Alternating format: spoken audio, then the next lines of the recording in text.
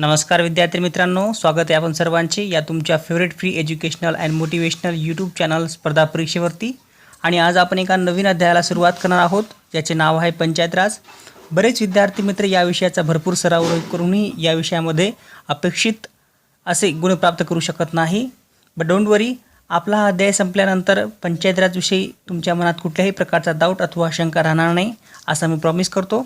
तसा पंचायत राज हा विषय मोठा असल्या कारणाने संपूर्ण समजण्यात 1 ते 1.5 तास आपल्याला निश्चित लागेलच, म्हणून मी या विषयाचे 3 भागामध्ये चित्रीकरण केले आहे। पंचायत राज भाग 1, भाग 2 आणि 3। उर्वरित भाग 2 आणि 3 हे व्हिडिओ लेक्चर तुम्ही आमच्या या व्हिडिओच्या डिस्क्रिप्शन बॉक्समध्ये जाऊन किंवा आमच्या स्पर्धा परीक्षा या चॅनलला व्हिजिट देऊन देखील पाहू शकता आणि सहजरित्या ऑनलाईन स्पर्धा परीक्षेचा लेक्चरचा फ्री लाभ घेऊन यश संपादन करू शकता। कारण या चॅनलमध्ये मी ऑल इन वन आकर्षक आणि सुस्पष्ट समजतील अशा भाषा शैलीमध्ये HD व्हिडिओ मोडमध्ये हे व्हिडिओ लेक्चर बनवलेले आहे। याचा निश्चितच आपण सर्वांस लाभ होईल। चला तर मग कुठलाही उशीर न करता सुरू करूयात पंचायत राज। तर हा आहे आपला भारत देश आणि ही त्याची राजधानी दिल्ली आणि येथे स्थित असलेले दिल्लीतील सरकार म्हणजे केंद्र सरकार, जे की संपूर्ण भारतावर नियंत्रण ठेवण्याचे कार्य करतो। भारतीय राज्यघटनेचे पालन, भारतीयांचे रक्षण तथा त्यांच्या विविध समस्यांचे निराकरण करण्याचे कार्य हे दिल्ली येथील केंद्र सरकार करत असते। परंतु मी एका खेडेगावात आहे आणि मला एखादी समस्या आहे आणि ती समस्या सॉल्व करण्यासाठी मी डायरेक्ट तर दिल्लीमध्ये जाऊ शकत नाही, कारण की हे अशक्य आहे। त्यासाठी अशाच समस्यांचे निराकरण करण्यासाठी केंद्र सरकारने आपल्या भारत देशाचे विविध तुकडे करून त्या विविध तुकड्यांना आपापले शासन विभाजित केले आहे, म्हणजेच राज्य सरकारची निर्मिती केली आहे। आणि राज्य सरकारने यानंतर आपल्या राज्याचे तुकडे करून जिल्हा प्रशासन, त्याखाली तालुका प्रशासन आणि सर्वात शेवटी ग्राम प्रशासन अशी आपल्या प्रशासनाची विभागणी केली आहे, जेणेकरून केंद्र सरकारने सुरू केलेली योजना थेट ग्रामीण भागापर्यंत राबवण्यासाठी मदत होईल। तर या ठिकाणी आपण उदाहरण घेऊ ग्राम प्रशासन योजनेचे, आदर्श ग्राम योजनेचे। आदर्श ग्राम योजना ही भारत सरकार निर्मित असून ही योजना राबवण्यासाठी केंद्र सरकार हे राज्य सरकारला आदेशित करेल। राज्य सरकार ही योजना राबवण्यासाठी जिल्हा प्रशासनाला आदेशित करेल आणि जिल्हा प्रशासन हे तालुका प्रशासनाला आणि सर्वात शेवटी तालुका प्रशासन हे ग्राम प्रशासनाला ही योजना राबवण्यासाठी मदत करेल। तर अशा प्रकारे आपल्या भारताची विभागणी केलेली आहे, म्हणजे विकेंद्रीकरण केले आहे। तर आपण सर्वप्रथम पाहूया की कशा प्रकारे गावातील प्रशासन निर्मिती होते। तर गावातील प्रशासन निर्मिती करण्यासाठी आपल्याला गावाला वरीलप्रमाणेच वेगवेगळ्या तुकड्यामध्ये विभाजित करावे लागेल, म्हणजेच त्यामध्ये वार्डाची निर्मिती करावी लागेल। वार्डाची निर्मिती ही कमीत कमी 15 आणि जास्तीत जास्त 17 अशी केली जाते। ही निर्मिती त्या गावातील लोकसंख्येवर अवलंबून असते। जर गावातील लोकसंख्या 600 ते 1,500 वर असेल तर त्या ठिकाणी आपण 7 वार्ड बनवू शकतो। 1,500 ते 3,000 असेल तर 9, 3,000 ते 4.5 असेल तर 11, 4.5 ते 4.5 ते 6,000 असेल तर 13, 6,500 ते 7,500 असेल तर 15 आणि 7.5 पेक्षा जास्त असेल तर त्या ठिकाणी 17 पंचांची म्हणजेच ग्रामसदस्यांची म्हणजेच वार्डांची संख्या आपण ठरवू शकतो। तर अशा प्रकारे वार्ड निर्मिती केल्यानंतर त्या उमेदवारांमध्ये आपण निवडणूक प्रक्रिया घडून निवडून आलेल्या उमेदवारास म्हणजे ग्रामसदस्यास किंवा पंचास त्यापैकी एकाची निवड ही सरपंच म्हणून करून तो सरपंच आणि तो पंच मिळून ग्रामपंचायत अशा प्रकारे फॉर्म होत असते। आणि ही ग्रामपंचायत दर महिन्याला गाव विकासाच्या मुद्द्यावर बैठका घेते। ह्या बैठकांनाच आपण ग्रामसभा असे म्हणू। तर विद्यार्थी मित्रांनो, ही होती पंचायत राजची ढोबळ मारणे केलेली ओळख आणि आता खऱ्या लेक्चरला सुरुवात होत आहे। काळजी असू द्या, इथून पुढे जे मी नोट्स स्पष्टीकरण करणार आहे ते नोट डाऊन करत जा, कारण की ह्या परीक्षेच्या दृष्टिकोनातून अत्यंत महत्त्वाचे आहे। चला तर मित्रांनो, आपण पंचायत राजची पार्श्वभूमी बघू। तर ऋग्वेदामध्ये ग्रामसभेचा उल्लेख आपणास आढळतो। मौर्य काळामध्ये गावातील प्रमुखास त्या काळी ग्रामिणी असे म्हणत। 12 मे 1982 साली लॉर्ड रिपन या 7व्या इंग्रज भारतीय व्हायसरायने स्थानिक स्वराज्य संस्थेचा ठराव पास करून जिल्हा व तालुका बोर्डाची स्थापना केली, म्हणून लॉर्ड रिपन या स्थानिक स्वराज्य संस्थेचे जनक असे देखील म्हणतात. पंचायत राज हे महात्मा गांधींचे स्वप्न, तर यास नाव हे पंडित जवाहरलाल नेहरूंनी पंचायत राज असे दिले. स्वातंत्र्यप्राप्तीनंतर ग्रामीण भागातील समस्यांचे निराकरण करण्यासाठी केंद्र शासनाने 2 ऑक्टोबर 1952 रोजी सामुदायिक विकास कार्यक्रम म्हणजे CDP कम्युनिटी डेव्हलपमेंट प्रोग्राम्स व 1953ला राष्ट्रीय विकास सेवा असे 2 कार्यक्रम भारतात राबविले. त्यासाठी या उपक्रमांना राबवण्यासाठी अमेरिकेतील सरकारने $52 लाख मदत ही भारतास केली होती. या कार्यक्रमाचे पुढील प्रमाणे उद्देश होते. नंबर 1, ग्रामीण विकास योजनेत स्थानिक जनतेला सहभागी करून घेणे. नंबर 2, ग्रामीण समाजाच्या आर्थिक, सामाजिक, सांस्कृतिक विकास करणे. नंबर 3, स्थानिक संसाधनांची निर्मिती करणे व त्यांचे जीवनमान उंचावणे. नंबर 4, त्यांना राजकारणात सामील होण्याच्या संधी प्राप्त करून देणे. परंतु हे दोन्ही कार्यक्रम यशस्वीपणे राबवले गेले नाही. याची वेगवेगळी कारणे होती. ते अभ्यासण्यासाठी राष्ट्रीय विकास परिषदेच्या वतीने 1952 मध्ये सामुदायिक विकास कार्यक्रमांचा अभ्यास करण्यासाठी समिती नेमण्याचा ठराव घेण्यात आला. तर त्यासाठी पुढील समित्या नेमण्यात आल्या. तर क्रमांक 1ला 26 जानेवारी 1957ला बलवंतराव मेहता यांच्या अध्यक्षतेखाली बलवंतराव मेहता समिती केंद्र शासनाने स्थापन केली. त्यानंतर 1960 मध्ये वसंतराव नाईक यांच्या अध्यक्षतेखाली वसंतराव नाईक ही समिती राज्य शासनाने स्थापन केली. 2 एप्रिल 1970 रोजी बोंगीरवार यांच्या अध्यक्षतेखाली लना बोंगीरवार समिती स्थापन केली. त्यानंतर 1977 साली पुन्हा केंद्र शासनाने अशोक मेहता ही समिती समाजवादी नेते अशोक मेहता यांच्या अध्यक्षतेखाली स्थापन केली. तर अशा या परीक्षेच्या दृष्टिकोनातून महत्त्वपूर्ण समित्यांचा आपण तपशीलवार अभ्यास करू. जमल्यास आपण नोट डाऊनही करू शकता. तर सर्वप्रथम आपण बलवंतराव मेहता या केंद्र शासनाच्या समितीचा अभ्यास करू. बलवंतराव मेहता ही समिती केंद्र शासनाची समिती होय. समितीची स्थापना 16 जानेवारी 1957 साली झाली. समितीचे अध्यक्ष हे गुजरात राज्याचे माजी मुख्यमंत्री बलवंतराव मेहता हे होते. समितीचे सदस्य हे ठाकूर फुलसिंग, DP सिंग, BG राव हे होते. समितीचा उद्देश हा 1952च्या सामुदायिक विकास कार्यक्रमांचे मूल्यमापन करणे हा होता. या समितीने आपला अहवाल 24 नोव्हेंबर 1957ला मेहता समितीने आपला अहवाल हा शासनाला सादर केला. त्यानंतर 12 जानेवारी 1958ला हा समितीचा अहवाल राष्ट्रीय विकास परिषदेने मंजूर केला. या समितीच्या शिफारसी पुढीलप्रमाणे होत्या. लोकशाहीचे विकेंद्रीकरण करणे, न्यायपंचायतीची व्यवस्था असावी, स्थानिक स्वराज्य संस्थाची रचना ही 3 स्तरावर असावी, गाव म्हणजे ग्रामपंचायत, तालुका म्हणजे तालुका पंचायत व जिल्हा परिषद. अशा प्रकारे मेहता समितीने जिल्हा परिषद हा विकासाचा केंद्रबिंदू मानला. जिल्ह्यातील आमदार, खासदार व पंचायत समिती सभापती यांना जिल्हा परिषद सदस्यत्व देण्यात यावे, मात्र त्यांना मतदानाचा हक्क नसावा अशी शिफारस त्यामध्ये केली होती. जिल्हा परिषदेला अध्यक्ष व उपाध्यक्ष असावे, मात्र जिल्हाधिकारी हा पदसिद्ध अध्यक्ष असावा ही देखील शिफारसी मेहता समितीने शासनास केली होती.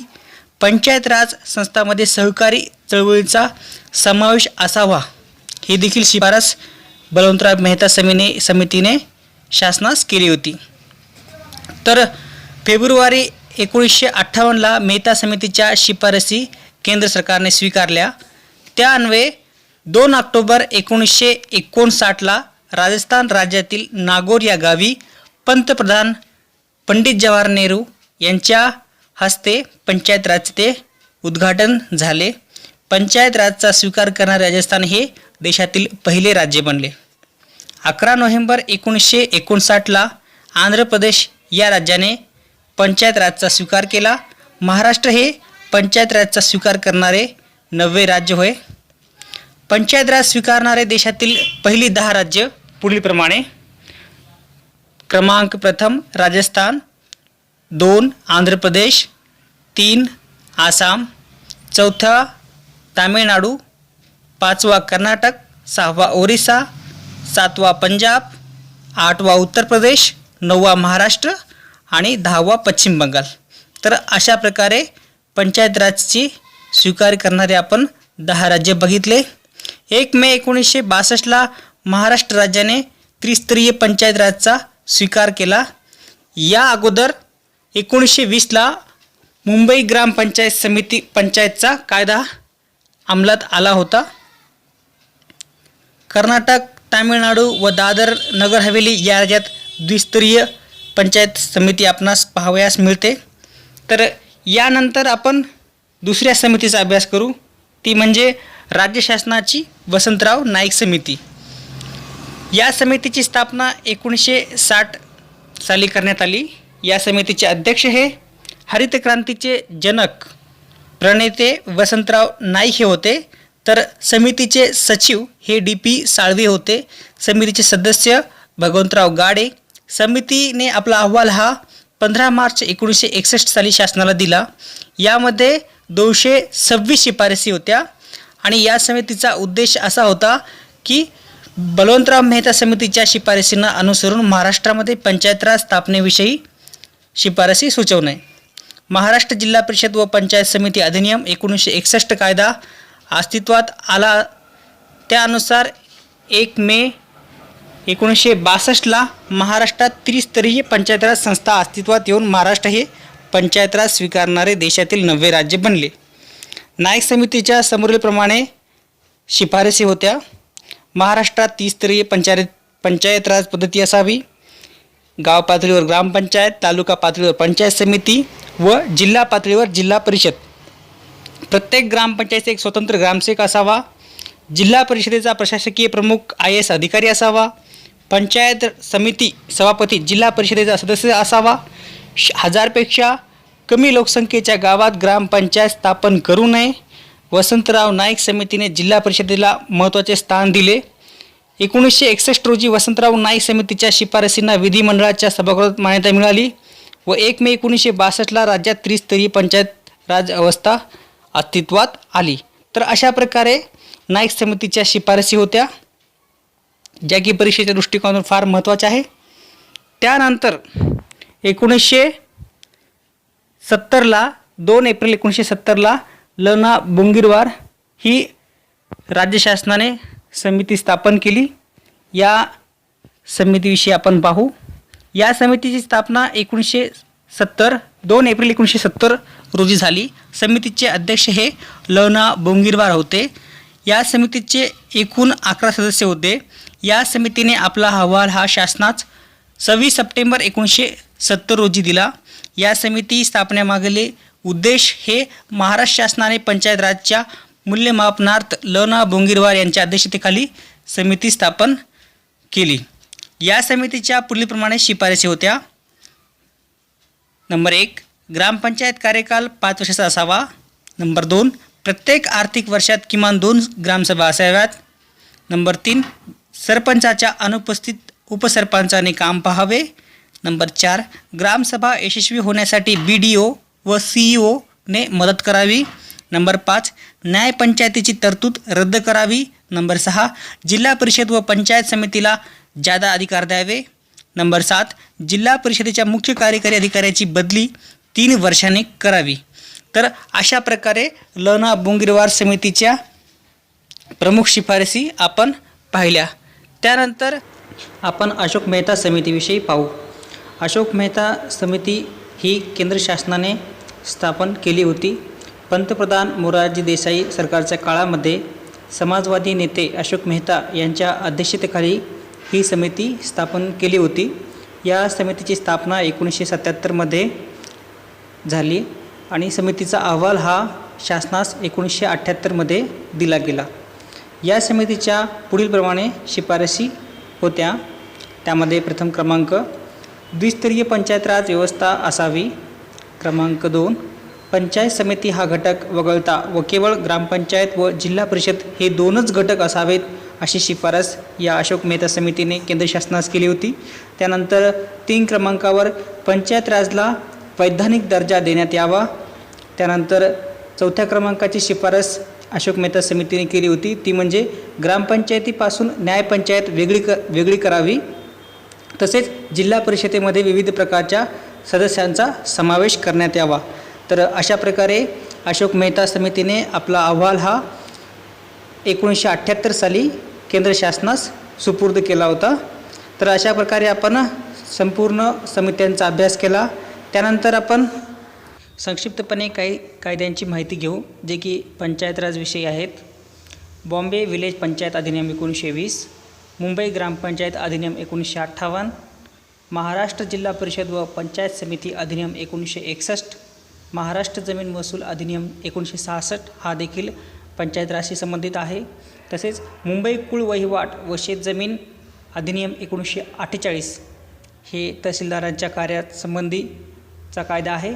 त्यानंतर महाराष्ट्र नगर परिषद अधिनियम 1965, महाराष्ट्र ग्रामीण पोलीस अधिनियम 1967 हा देखील पंचायत राजशी संबंधित आहे।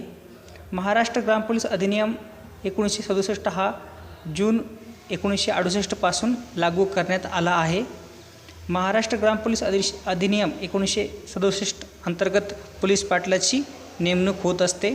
तसेच महाराष्ट्र प्रादेशिक व नगर रचना अधिनियम 1966 हा देखील पंचायत राज विषयीचाच कायदा आहे। यानंतर आपण ग्रामपंचायतविषयी पाहून घेऊया।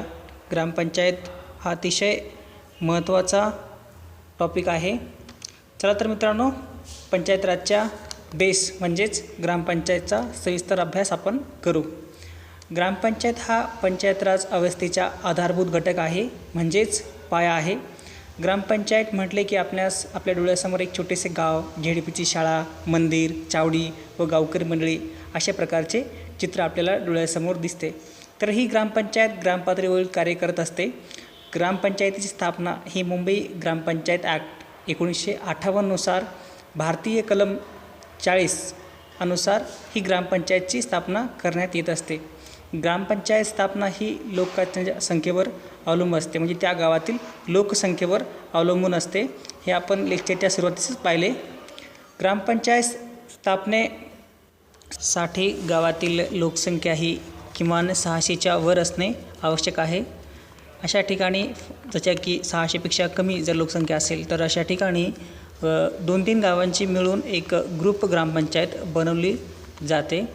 तर मित्रांनो, या अगोदर आपण पाहिले आहे की पंच म्हणजे काय, वार्ड म्हणजे काय, ते कसे पाडतात। तर ग्रामपंचायतीचे वार्ड व आरक्षण हे तहसीलदार ठरवित असतो व घोषित करीत असतो। प्रत्येक वार्डातून निवडून आलेल्या ग्रामसदस्यांत 50% जागा ह्या महिलांसाठी आरक्षित असतात। तर या ग्रामपंचायतीचा कार्यकाल हा 5 वर्षाचा असतो।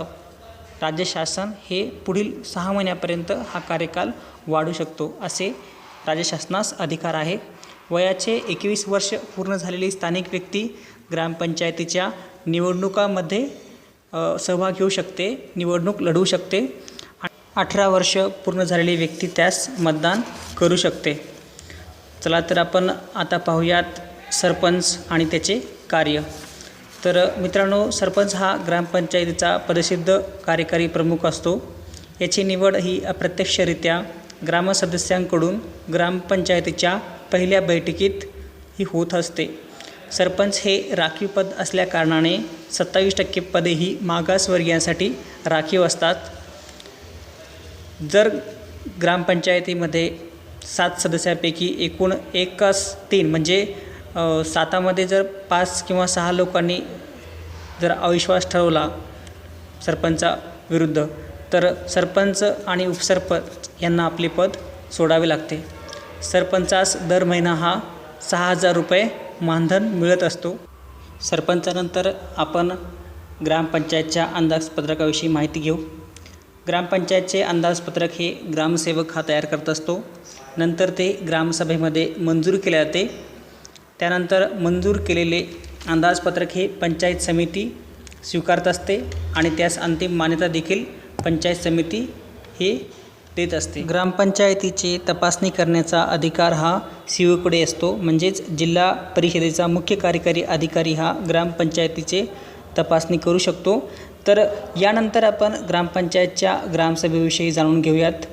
विद्यार्थी मित्रांनो, ग्रामसभा हा ग्रामप्रशासनाचा अत्यंत महत्त्वाचा घटक असून भारतात अतिप्राचीन काळापासून ग्रामसभा ह्या अस्तित्वात आहेत। ग्रामसभा बोलावणे हे सरपंचाचे काम असून त्या ग्रामसभेची नोटीस बजावणे हे ग्रामसेवकाचे कार्य असते।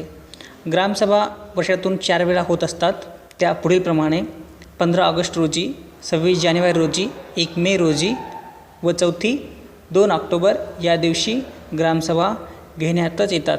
जर असे झाले नाहीत तर सरपंच, उपसरपंच यांना राजीनामा द्यावा लागतो, तर ग्रामसेवकास त्याच्या पदावरून निलंबित केले जाते। ग्रामसभेचा सरपंच हा ग्रामसभेचा अध्यक्ष असतो, त्याच्या अनुपस्थितीमध्ये उपसरपंच हे काम पार पाडत असतो। तर ही झाली ग्रामसभेची सविस्तर माहिती। तर आता आपण ग्रामसेवकाविषयी पाहू, तो कोण असतो, त्याची कार्य काय असतात हे थोडक्यामध्ये आपण बघू। तर ग्रामसेवक हा ग्रामपंचायतीचा पदस्थ सचिव असतो। जिल्हा परिषदेचा तो 3 नंबरचा कर्मचारी असतो। ग्रामसेवकाची निवड ही स्पर्धा परीक्षेद्वारे जिल्हा निवड समितीमार्फत होत असते। त्याची बदली, बढती, निलंबन करण्याचे अधिकार हे CEOकडे अर्थातच मुख्य कार्यकारी अधिकारी यांकडे असतात। ग्रामसेवकावर सर्वात जवळचे नियंत्रण हे BDO म्हणजेच गट विकास अधिकारी याचे असते। यास वेतन हे जिल्हा निधीतूनच दिले जाते। तर अशा प्रकारे आपण पंचायत राजचा पाया असलेल्या संपूर्ण ग्रामपंचायतीचा अभ्यास आपण केलेला आहे। यानंतर आपण आतापर्यंत घेतलेल्या पंचायत राजच्या काही मुद्द्यावर चर्चा करू। ते मुद्दे समोरीलप्रमाणे: पंचायत राज हा राज्यसूचीतील विषय आहे।